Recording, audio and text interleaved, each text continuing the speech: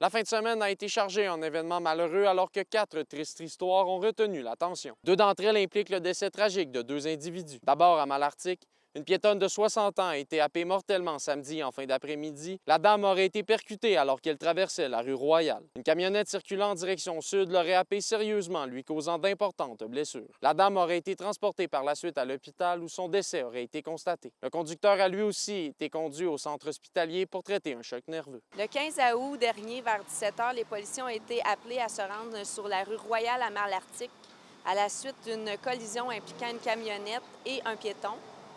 Le tout s'est déroulé alors que la piétonne traversait la rue Royale. La victime, une femme âgée dans la soixantaine, a été transportée au centre hospitalier où malheureusement son décès a été constaté. Autre tragique événement du côté d'Anglier, au Témiscamingue. Une personne est décédée lors d'une possible sortie de piste en VTT samedi. L'homme aurait perdu le contrôle de son tout-terrain avant de percuter un poteau. C'est un peu avant 16 h que les services d'urgence ont été appelés à se rendre sur le sentier près du 6e rang. L'homme a été transporté à l'hôpital où son décès a été constaté. Selon les premiers constats de la Sûreté du Québec, l'alcool pourrait être en cause. Le conducteur a été transporté au centre hospitalier où malheureusement son décès a été constaté. Suite à l'enquête, il y a quand même un policier qui s'est rendu sur place. L'alcool pourrait être en cause. Toujours à Anglier, un incendie dans une maison a aussi eu lieu samedi après-midi. Les pompiers ont été appelés à se rendre sur la rue des Pionniers pour un feu dans une maison. Bien qu'il ait peu d'informations, les images semblent montrer que le bâtiment est une perte totale. Finalement, du côté d'Amos, un homme dans la quarantaine a été blessé à la suite d'une altercation dans la nuit de vendredi à samedi. La victime aurait été poignardée par un autre individu dans la trentaine qui a été arrêté par les autorités